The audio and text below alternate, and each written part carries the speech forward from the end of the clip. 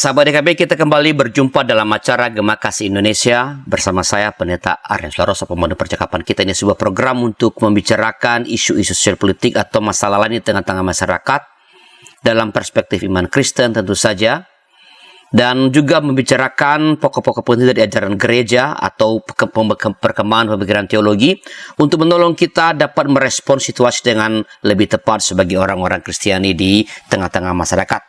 Dalam episode kali ini kita akan berbicara tentang spin diktator. Ya, apa itu tentu kita akan lihat nanti bersama dengan narasumber kita, Bapak Pendeta Darwin Darmawan, Kandidoktor dari Universitas Indonesia dari Ilmu Sosial Politik. Selamat datang kembali, Pak Darwin. Terima kasih, Pak Al. Apa kabar kali ini? Baik, puji syukur. Ya. Nah, Pak Darwin, saya kira sebagian besar para ahli politik mungkin bersepakat bahwa sampai sekarang demokrasi dianggap sebagai sistem yang terbaik dalam mengelola kehidupan bernegara, kehidupan berbangsa, yang kerap dipertentangkan dengan pemerintahan yang diktator, atau otoritarianis.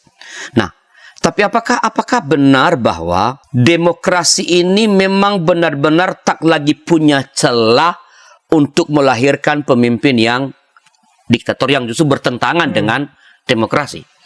Iya. Betul sekali. Sejak tahun 1960, negara-negara di seluruh dunia diterjang oleh gelombang demokratisasi. Jadi statistik yang dibuat mencerminkan bagaimana negara-negara semua banyak meninggalkan paham yang tiran terhadap kekuasaan dan semua kemudian menjadi demokratis. Tetapi dalam perjalanan demokrasi ini, ternyata elemen-elemen otoritarian atau para penguasa yang tiran juga ikut masuk dalam proses demokrasi. Dan berhasil menjadi pemimpin melalui mekanisme atau kultur atau sistem demokrasi. Nah, karena itu kalau pertanyaannya apakah demokrasi betul-betul menutup celah atau ruang kecil sekalipun untuk pemimpin otoriter, ternyata tidak. Ya, ada buku yang berjudul Spin Diktator yang tadi Bapak bilang. Jadi anak kalimat judulnya tuh wajah tiran di abad 21 ketika demokratisasi sudah terjadi. Ternyata ada para pemimpin yang mempraktekkan sikap otoriter. Nah, apakah pemimpin yang diktator itu yang terpilih lewat sistem demokrasi ketika mereka berkuasa kembali memerintah dengan diktator begitu? Nah, itu hebatnya. Mereka bisa memberi kesan sebagai pemimpin demokratis, tetapi pada kenyataannya diktator. Maka dipakai istilah spin diktator, pelintiran atau manipulasi diktator. Mereka seperti domba walaupun serigala kira-kira. Nah, ini bisa terjadi karena mereka betul-betul memakai instrumen demokrasi untuk memimpin. Dari mulai ketika mencalonkan diri, berkontestasi, memimpin, semua seakan-akan demokratis padahal otoriter atau diktator. Nah, kita mundur sedikit ya, Pak, supaya kita mempersamakan persepsi dulu nih. Kita bicara mengenai diktator. Apa sih yang dimaksud dengan term diktator itu, Pak? Kalau di dalam pemahaman demokrasi di Romawi, definisi diktator itu adalah pemimpin yang melakukan tindakan tegas, keras di saat genting. Tegas, keras di saat genting. Jadi ketika situasi masyarakat berada dalam situasi yang kacau, tidak bisa dikendalikan, maka perlu pemimpin diktator yang berani mengorbankan orang, melakukan pemerintahan yang sifatnya tangan besi karena kedaruratan. Nah, dalam perjalanannya kemudian para politisi atau para pemimpin ada yang tetap bersikap diktator walaupun sebetulnya negara berjalan dalam keadaan baik. Nah, ada juga kritik dari Aristoteles misalnya yang melihat pemimpin itu sebetulnya punya potensi besar untuk menjadi diktator Misalnya dalam terminologi, dan ini dekat dengan gereja, pemimpin yang melayani. Oh. Ya, Tadi kamu raja yang melayani kalau dia pakai istilahnya ya. Nah, sebetulnya dia lebih kuat mengedepankan ambisi sebagai raja atau pemimpin. Ego dirinya sebagai penguasa, tapi dibungkus dengan melayani. Saya pelayanan. Kamu kan nggak tahu ini pelayanan. Gitu. Kalau saya keras ini buat pelayanan, buat rakyat. Nah, ini juga yang kemudian oleh Machiavelli dikatakan bahwa para pemimpin itu perlu sekali mengedepankan sifat manipulatif bukan dalam tanda petik, ya betul, sikap manipulatif agar disukai rakyat. Tidak soal kamu nggak punya kapasitas, tapi ketika kamu muncul sebagai pemimpin yang yang keren, yang bagus. Nah, 3 pemahaman tadi, Roma, lalu Aristoteles dan Machiavelli, kemudian menjadi semacam dasar teoritis untuk menjelaskan ada loh pemimpin-pemimpin demokratis yang seakan-akan demokratis padahal dia adalah diktator dengan sikap yang manipulatif gitu, Pak. Nah, kalau gitu bagaimana ya, Pak? Bagaimana kita dapat mengenali bahwa sebuah pemerintahan yang diklaim sebagai pemerintahan yang demokratis ternyata sebenarnya justru otoritarian atau diperintahkan oleh seorang diktator? Bagaimana kita mengenali? Ini nggak mudah nih. Kayak istilahnya kan tadi, serigala berbulu domba. Iya. Sebetulnya dia mau memakan rakyat, tapi kelihatannya baik, kelihatannya ramah, kelihatannya manis, dan lain-lain. Nah, bagaimana untuk melihatnya perlu sensitivitas dan sikap politik yang kritis. Tetapi dalam kesadaran politik, setiap kekuasaan itu selalu punya potensi buat diktator, buat otoriter, buat tiran, atau buat mengedepankan kepentingan diri dan kelompoknya. Nah, karena itu sikap yang paling penting adalah selalu kritis terhadap kekuasaan dalam rangka kita membangun kehidupan bersama yang lebih baik. Nah, cirinya gimana? Cirinya nggak mudah, karena spin diktator akan memainkan sikap manipulatif yang lebih banyak bekerja di backstage, nggak kelihatan. Contohnya dalam proses pemilu, ketika mau pemilu, dia sebetulnya sudah investasi jauh-jauh hari sebelum pemilu. Nah, kita kan nggak tahu nih, Pak. Investasi itu maksudnya begini, menaruh orang-orang di lembaga-lembaga politik, misalnya di KPU, di Bawaslu, atau menaruh bekerja sama dengan bisnismen-bisnismen yang nanti ketika dibutuhkan bisa memberikan sokongan, dana. Nah, ini semua kan nggak pernah kelihatan nih, Pak. Nah, tetapi kalau dari Alkitab, dari buahnya lah kita bisa melihat apakah pohon itu pohon apa gitu ya. Nah, ini yang tidak mudah.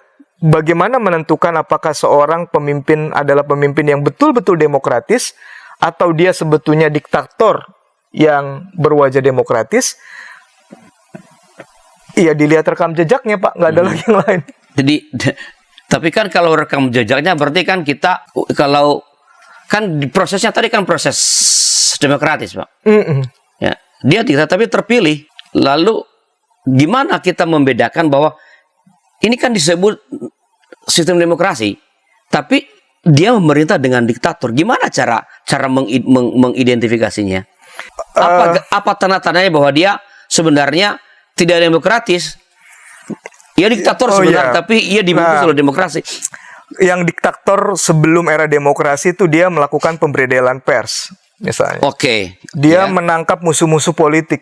Dia melakukan kekerasan politik. Misalnya Filipina, pemimpin-pemimpinnya dulu ya menangkap, memenjarakan, membunuh. Atau ya ketika dulu di era Orde Baru, orang-orang yang kritis bisa hilang. Nah, ini kan diktator yang kelihatan jelas. Tapi spin diktator tidak vulgar menunjukkan dirinya diktator, tetapi buahnya kelihatan. Ukurannya apa? Lawan politiknya memang tidak dibungkam atau diculik, tetapi dari hari ke hari suara kritis itu semakin nggak ada. Orang kemudian menganggap ya dia adalah figur yang paling sempurna untuk memimpin bangsa.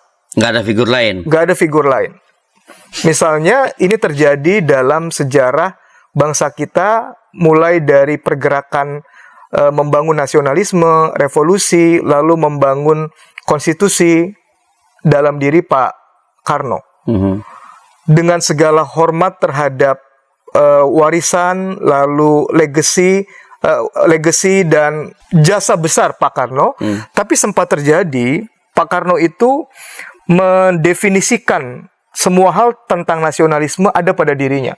Pemimpin besar revolusi, panglima tertinggi, lalu sempat diangkat sebagai presiden seumur hidup, yang kemudian di tahun 66 dicabut lewat TAP MPR.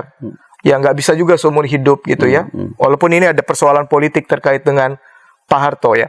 Nah poin saya adalah pada saat itu masyarakat tidak berpikir Bung Karno itu diktator. Dan memang ya orang melihat Bung Karno itu adalah pemimpin bangsa yang mempersatukan, membangun nasionalisme, dan karena dia kita merdeka. Fine. Tapi ketika berjalan sebagai sebuah bangsa, kemudian sikap kritis itu tidak ada. Nah ini tanda-tanda bahwa sudah terjadi kepemimpinan yang diktator. Walaupun mungkin tidak secara terang-terangan membunuh lawan politik. Jadi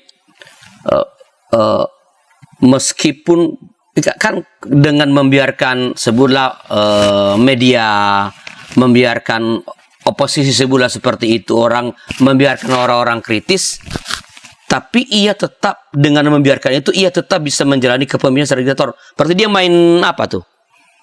Nah, kalau di dalam main diam-diam, jadi apa namanya tuh?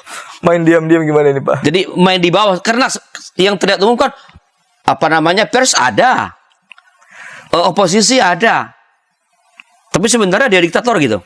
Nah, pers ada, tetapi pers ini kemudian sudah dibeli sehingga dia tidak menjadi corong kritis dari masyarakat. Kayak kita TVRI dong zaman waktu kita masih Orde Baru gitu. Persis. Lalu kelompok kritis masih diberikan ruang, tetapi jumlahnya semakin kecil karena yaitu hanya ada pada kelompok elit intelektual yang energinya nggak habis-habis gitu. Nah, ya ini bisa debatable ya, dan ini belum kelihatan aslinya ya, ke depan kita nggak tahu. Tapi maksud saya begini, misalnya adanya orang-orang seperti Rocky Gerung yang menggerung-gerung terus menyuarakan sikap kritik terhadap kekuasaan. Dari sisi demokrasi menurut saya baik. Baik kenapa?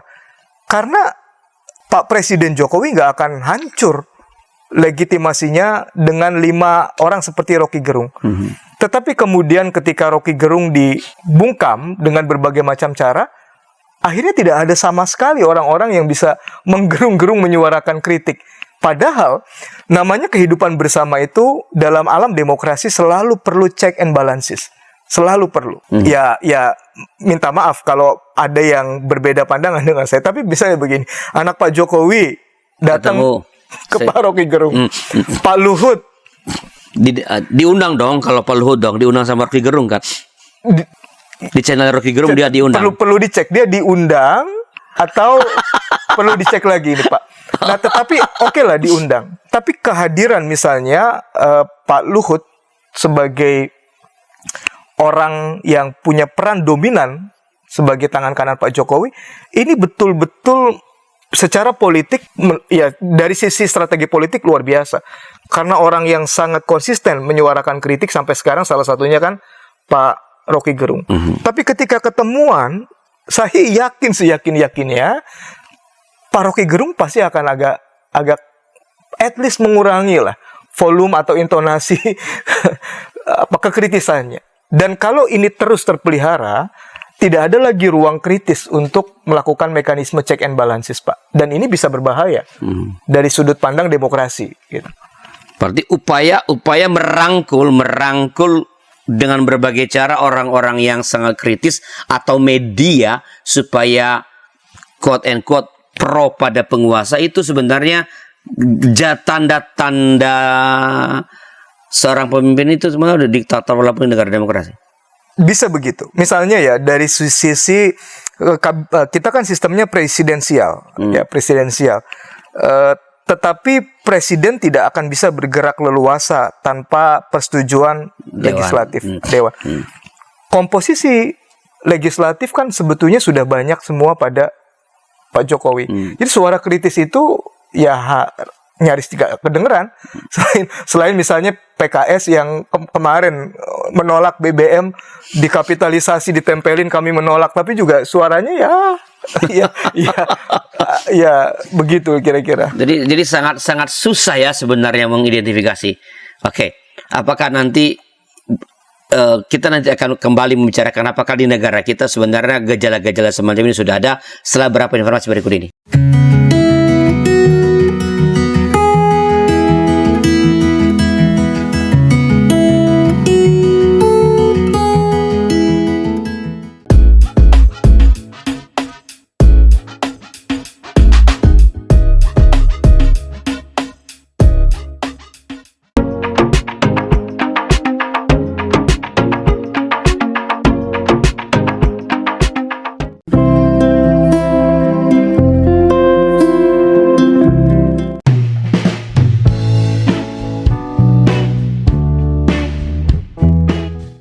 Sahabat, mari dukung pelayanan dan pekabaran Injil melalui YKB dengan membagikan link acara ini kepada sebanyak mungkin orang. Dukungan juga dapat saudara lakukan dengan mentransfer dukungan finansial ke rekening BCA ke nomor 450 305 2990 450 305 2990 atas nama Yayasan Komunikasi Bersama.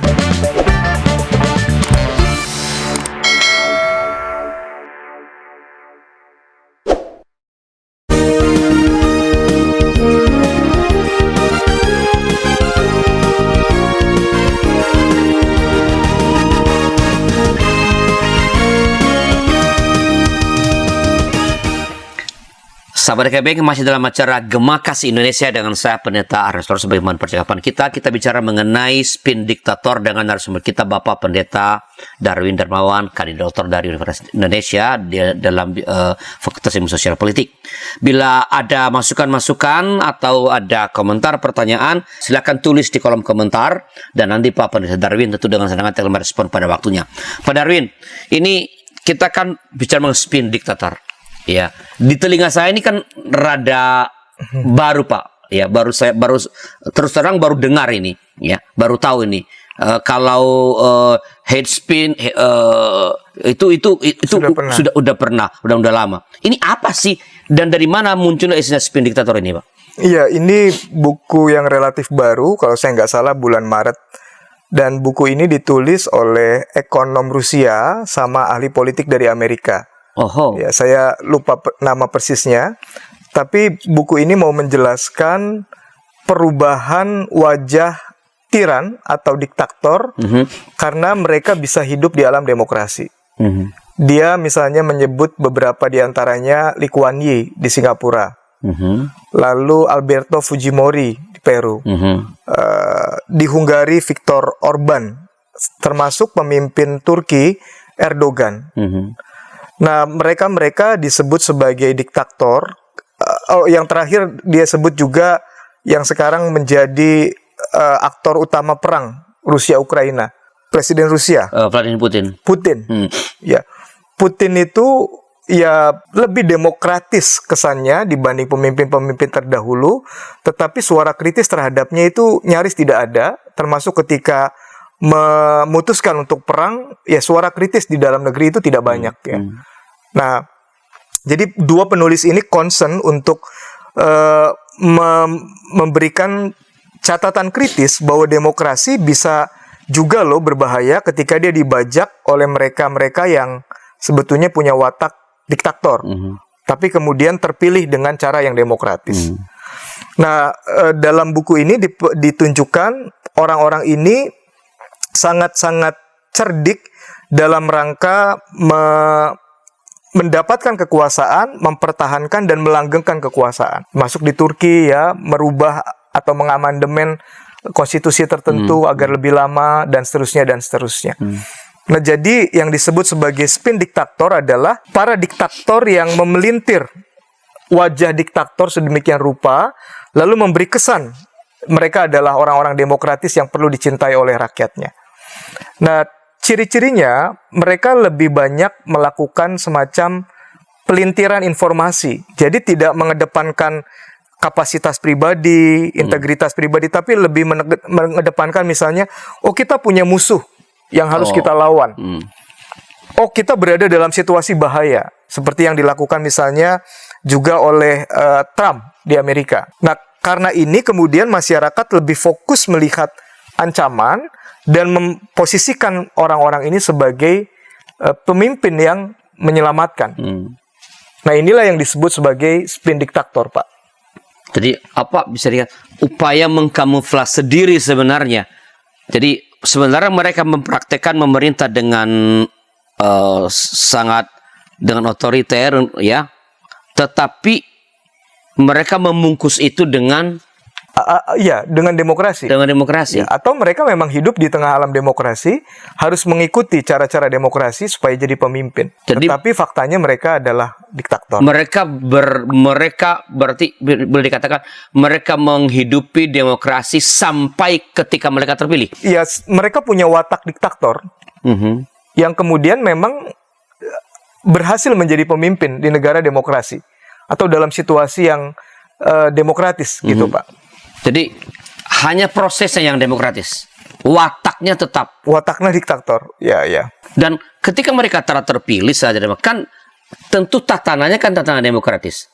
Bagaimana mungkin orang yang diktator seperti itu bisa tetap berada dalam sistem demokrasi yang kan banyak aturan, banyak hukumnya tuh, Pak? Betul. Demokrasi itu kan misalnya dicirikan dengan rule by law. Ada aturan-aturan, ada konstitusi yang harus ditaati, dan lain-lain. Nah, aturan-aturan atau konstitusi ini beberapa misalnya di amandemen. Kenapa bisa terjadi amandemen? Karena pemimpin ini sudah menaruh orang-orang yang dia tahu ini pasti akan mendukung kelanggengan atau keberlangsungan kekuasaannya. Atau aturan-aturan tertentu yang potensial mengkritik jalannya roda pemerintahan diubah. Nah, ini terjadi. Lalu mereka juga bisa melakukan, tadi saya sudah bilang, pembelian media, quote and quote. Jadi mereka pemilik media akan menjadi corong dari kekuasaan para pemimpin diktator ini.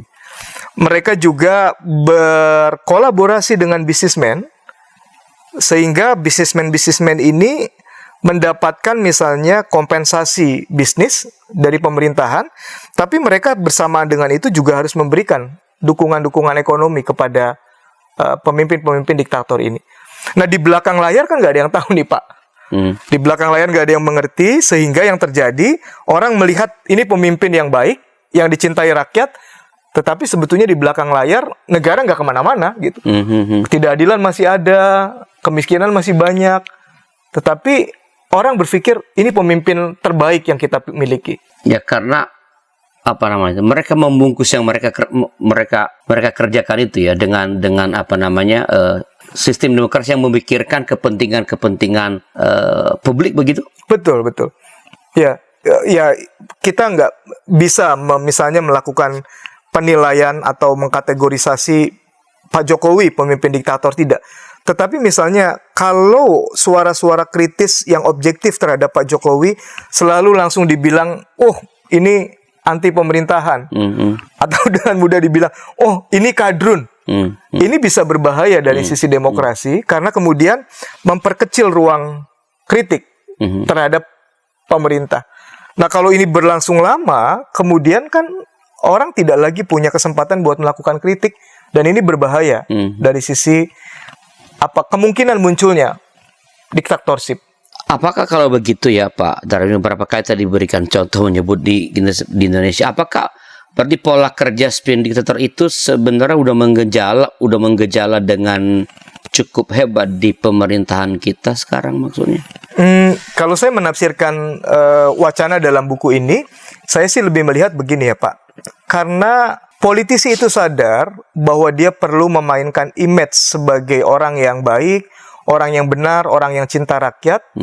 Maka ini adalah naluri kepemimpinan dalam rangka menarik simpati publik. Jadi secara politik ini alami menurut saya. Karena itu apakah ini gejala yang semakin kelihatan?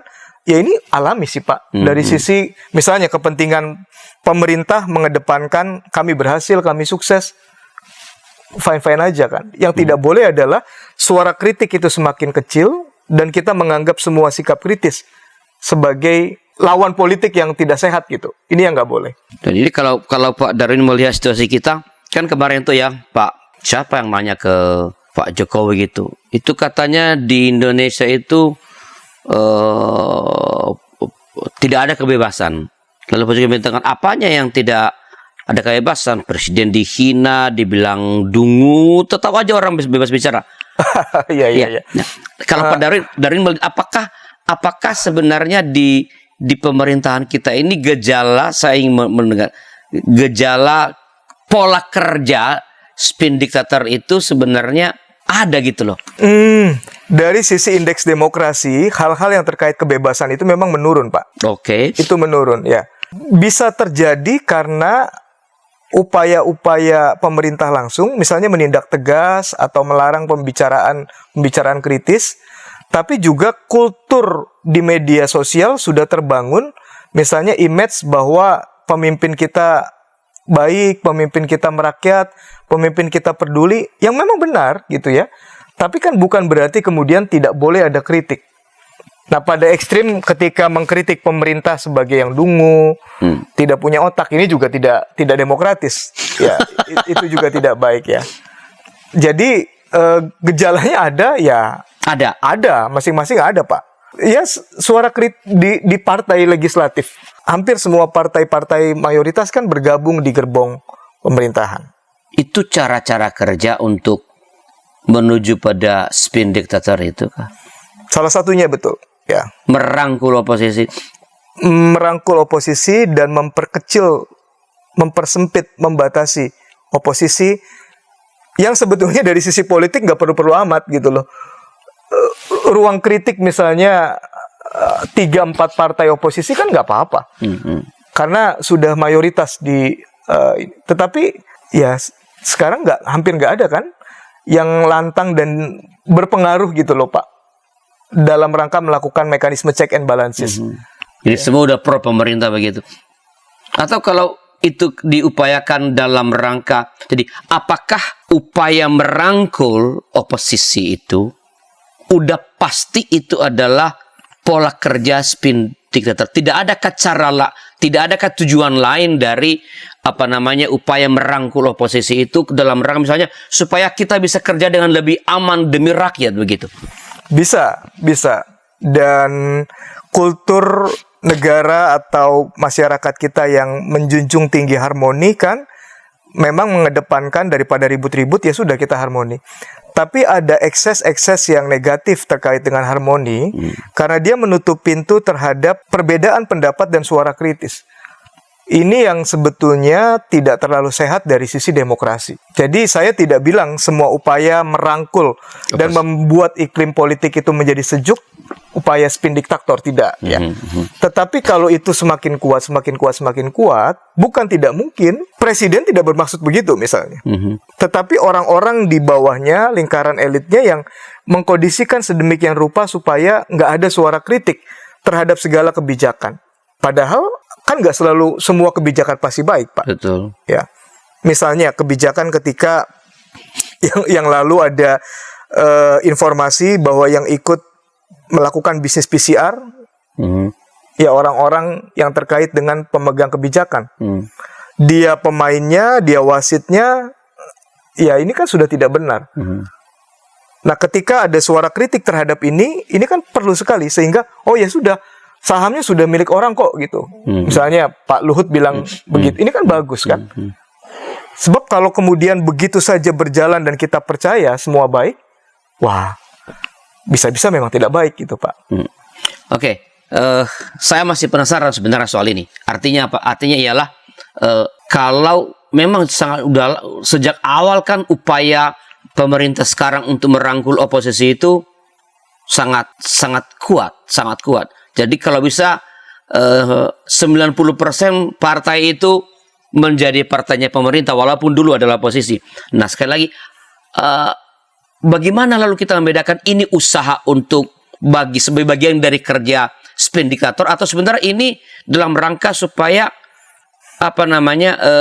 tujuan sebutlah melakukan pembangunan misalnya demi kebutuhan rakyat itu dapat berjalan dengan baik tanpa terlalu gaduh begitu. Setelah beberapa informasi berikut ini.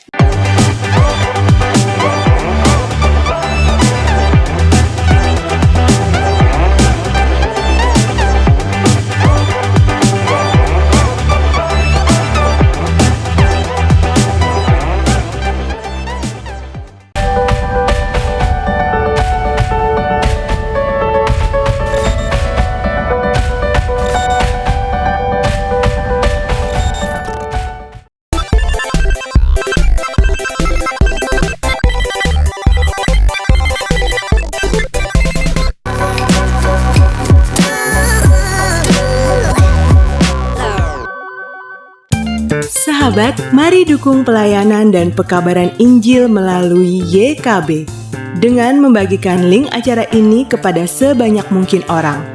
Dukungan juga dapat saudara lakukan dengan mentransfer dukungan finansial ke rekening BCA ke nomor 450 305 2990 450 305 2990 atas nama Yayasan Komunikasi Bersama.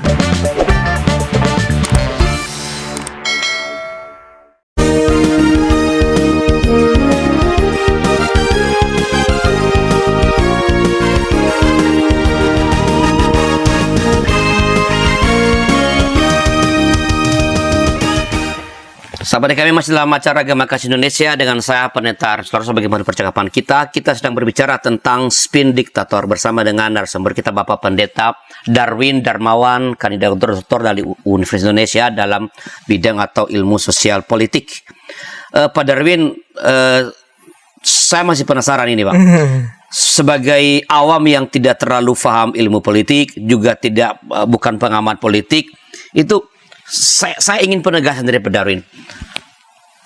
Apakah upaya merangkul oposisi atau upaya melakukan pendekatan terhadap mereka yang bersuara kritis, apakah itu otomatis menjadi bagian dari cara kerja spin diktator? Dan bagaimana membedakan kalau itu memang dipastikan, ya udah. Tapi kalau itu tidak bisa dipastikan, gimana lalu membedakan ini dalam rangka menciptakan situasi yang kondusif bagi upaya mencapai tujuan bersama sebagai bangsa dengan yang tadi yang spin diktator, Pak? Iya, ini pertanyaan yang menarik, penting, yang sayangnya susah dijawab. Saya ambil contoh misalnya ketika Presiden Soeharto berkuasa. Jadi dalam proses mendapatkan kekuasaan dari Bung Karno ke Pak Harto, tindakan-tindakan politik yang dilakukan oleh Soeharto itu sangat-sangat menunjukkan dia memastikan tidak ada kelompok masyarakat dan kelompok TNI yang tidak solid. Nah, dulu kan yang terjadi adalah ada angkatan udara yang mendukung Pak Bung Karno, dekat dengan Bung Karno. Lalu ada faksi-faksi di dalam angkatan darat yang satu sama lain bersaing. Nah, Pak Harto itu memastikan semua kelompok ini kemudian solid. Kelompok-kelompok yang punya pandangan berbeda disingkirkan. Termasuk kemudian berhasil misalnya menunggangi suara kritis mahasiswa untuk sepenuhnya menghantam Bung Karno, suara kritisnya. Nah, sejak itu dilakukan, kemudian upaya-upaya kritis yang dilakukan oleh lawan politik Pak Harto itu semua hilang. Ya, termasuk PKI yang kemudian muncul setiap bulan September. Setiap tahun ini nggak ada. Ini aneh nih. Tahun ini nggak muncul isunya ya. Hantu PKI sudah nggak ada tahun ini. Ada hantu lain atau belum tercipta hantu yang baru? Belum ada yang baru. Tapi ini ajaib ini ya. Dibanding tahun-tahun lewat sebelumnya. aja tuh 30 September. Betul. Kayaknya ini satu-satunya ya setelah saya besar gitu ya, nggak ada gitu. Nah, ini semua dilakukan upaya-upaya untuk membuat kalau Pak Harto itu stabilitas politik dalam rangka pembangunan ekonomi berjalan baik, sehingga ada istilah tinggal landas. Nah, narasi seperti ini kan baik, Pak. Kalau masyarakat mendengar begitu saja, oh ya bagus dong buat pembangunan. Memang harus begitu halnya. Bagaimana mungkin bisa ada pembangunan kalau kemudian ada kegaduhan secara politik? Orang kritik terus, lalu misalnya anggaran tidak disetujui dewan, nggak beres-beres. Itu benar. Ekstrim yang terjadi di demokrasi parlementer ketika Bung Karno, begitu. Kabinet ganti gitu, nggak jalan kemana-mana. Ya. Nah, tapi faktanya hasil pembangunan dari Pak Harto kan yang nikmati segelintir orang saja. Orang-orang yang semakin kaya segelintir orang, sementara tingkat kemiskinan masih tetap tinggi. Lalu demi stabilitas atau persatuan bangsa, suara kritis semua dibungkam, dan akibatnya ya kita sendiri menuai hasil dari korupsi yang sangat-sangat tersentralisasi, dan kita mendapatkan buahnya nggak baik. Nah, reformasi kan sebetulnya semangatnya ingin mengatur negara ini berdasarkan rule of law, check and balances, dan memberi ruang terhadap suara kritik. Nah, kalau kemudian negara demokrasi atau pemerintahan yang sekarang juga melakukan upaya-upaya yang sangat-sangat lihai untuk membungkam atau menutup ruang kritis, bisa baik, bisa saja secara narasi, tapi output atau buahnya belum tentu. Siapa yang mengerti misalnya nanti yang mendapatkan kue pembangunan itu hanya orang-orang tertentu, kan bahaya gitu, Pak. Jadi ya saya nggak bisa menjawab apakah itu disebabkan karena ingin mengedepankan harmoni supaya pembangunan baik, atau sebetulnya semangat spin diktator. Tapi dari buahnya kita boleh cek apakah sekarang tingkat kemiskinan berkurang banyak. Ya, setelah Pak Jokowi hampir 2 periode. Apakah yang menikmati pembangunan itu hanya segelintir orang yang ke istilah politiknya cukong-cukong politik doang? Ya kita bisa menjawab nih. Kalau jawabannya iya, ya bisa jadi upaya untuk menutup ruang kritis ini indikasi dari spin diktator. Walaupun dari penjelasan Pak Darwin tadi, jadi memang tidak mudah untuk mendeteksi ini bagian dari upaya menjaga situasi kondusif demi mencapai tujuan pembangunan atau tujuan negara, atau ini udah bagian dari spin diktator. Tapi walaupun nggak bisa diidentifikasi dengan jelas dan nggak bisa dibedakan, saya ingin bagaimana mencegahnya? Iya. Bagaimana mencegahnya agar nggak ada tuh spin diktator? Wah, ini penting sekali, dan ini sebetulnya yang dilakukan oleh beberapa orang yang dulu dan sampai sekarang konsisten mendukung misalnya pemerintahan terpilih. Nah, orang-orang ini memberikan kesempatan kepada diri dan kelompoknya untuk tetap menyuarakan sikap kritis terhadap pemerintahan karena mencintai pemerintah dan ingin menghindari negara ini kemudian jatuh kembali pada diktator. Ya pemimpin-pemimpin yang diktator. Misalnya ketika ada wacana presiden 3 periode. Itu kan kuat sekali. Nah, ada orang-orang seperti Pak Ade Armando yang tidak setuju. Ya, nggak banyak juga yang nggak setuju ya. Hampir sebagian bilang wah ini bagus sekali gitu. Kecuali melihat pembangunan sekarang kan. Melihat pembangunan sekarang. Nah, menurut saya orang-orang seperti Pak Ade Armando ini adalah tipikal orang-orang yang perlu kita tiru, karena orang-orang inilah yang bisa mengontrol pemimpin-pemimpin bangsa untuk tidak jatuh pada kecenderungan diktatorship. Nah, artinya apa? Kalau kita bersikap kritis karena kita mencintai, sebetulnya baik, Pak. Sebab tanpa itu bisa jadi pemimpinnya nggak begitu, tapi orang-orang yang sekitarnya memanfaatkan itu, dan semakin bahaya. Jadi yang perlu kita kembangkan ya sikap kritis sih, Pak. Nah ini catatannya, dengan kritik yang sopan, elegan, tidak misalnya presiden dungu gitu. Nah ini memancing reaksi yang tidak perlu gitu. Tidak punya otak. Dan kemudian didekati anaknya misalnya. Iya. Jadi memang sekali lagi karena nggak bisa dideteksi dengan tepat apakah ini bagian dari menjaga situasi kondusif demi mencapai tujuan atau ini udahlah bagian dari cara kerja spin diktator yang bisa menyelamatkan kita pakai akal sehat kata Iya. Pak Ade gitu. Iya. Ya, perlu sekali Pak, betul sekali. Dan hakikat demokrasi kan kita menjalankan kepemimpinan bukan berdasarkan kultus individu, bukan berdasarkan karisma. Kita memilih dan membiarkan diri kita dipimpin oleh pemimpin karena merit system, karena kinerja, karena kapasitas, dan itu diatur. Ada pembatasan waktu, ada mekanisme check and balances dan lain-lain. Sebab kalau kita kemudian menutup pintu terhadap suara kritis berdasarkan cinta, kita jatuh lagi pada era non-demokratis karena melakukan kultus individu. Jadi ternyata di negara demokrasi itu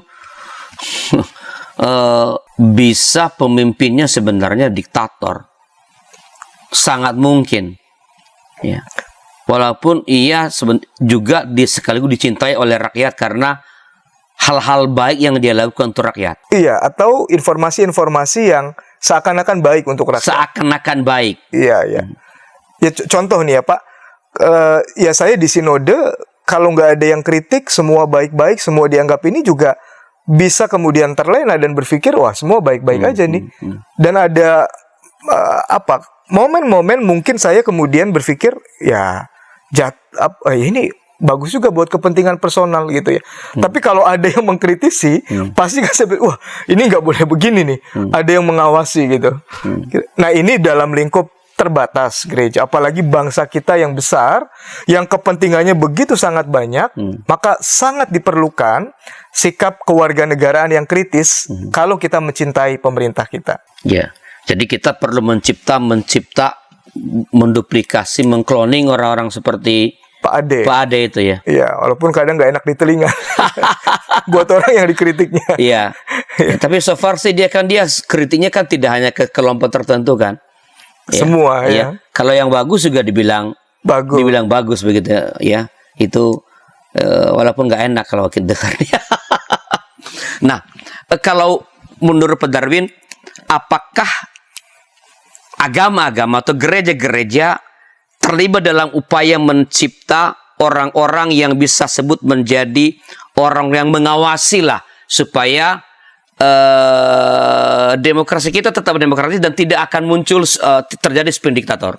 Apa udah mengemban tugas itu gereja-gereja misalnya seperti itu? Ya, kultur demokrasi di gereja-gereja saya nggak tahu bagaimana ya Pak ya.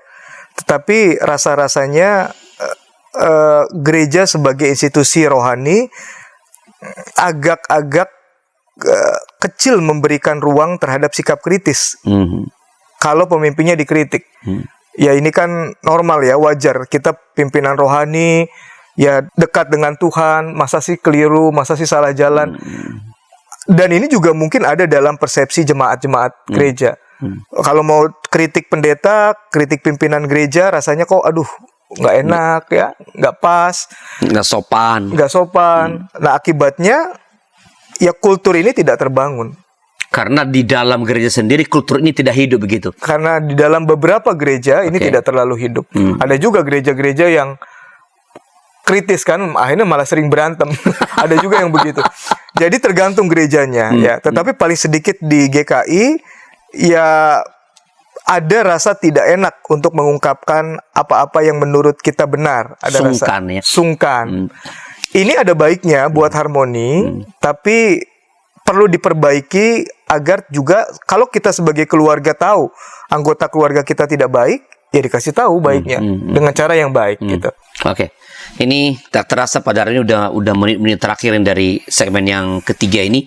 Sebelum kita menutup acara ini, apakah ada semacam pesan pastoral kepada para sahabat DKB berkaitan dengan topik kita pada hari ini, atas bagaimana menegaskan kembali supaya kita terlibat dalam upaya untuk mendeteksi dan mencegah supaya tidak terjadi pola kerja spin diktator di negara kita. Silakan Pak Darwin. Ya, pemirsa YKB GKI TV, ada istilah bahwa power tends to corrupt and absolute power corrupt absolutely. Nah, karena itu kalau kita mencintai pemimpin kita, entah itu pemimpin gereja, pemimpin sosial atau pemimpin bangsa, maka kita perlu mengembangkan sikap kritis yang bertanggung jawab karena kita mencintai pemimpin-pemimpin kita. Nah, kalau ini bisa kita kembangkan, maka kita sesungguhnya sudah memainkan peran sebagai warga negara yang bertanggung jawab. Oke, baik. Terima kasih atas masukan-masukan pencerahan-pencerahan dari Pak Darwin dalam episode kali ini. Dan para sahabat, itulah percakapan YKB GKI TV dengan Bapak Pendeta Darwin. Dan bila ada masukan-masukan kepada kami mengenai acara ini, silakan kirimkan ke nomor 0812-8188-9191. Terima kasih sekali lagi atas kebersamaan kita. Dan bila acara ini menjadi berkat bagi Anda, jangan lupa silakan bagikan kepada yang lain, like, ya, dan bagi yang baru pertama bergabung, silakan subscribe di channel YKB GKI TV. Terima kasih sekali lagi dan sampai jumpa. Tuhan memberkati.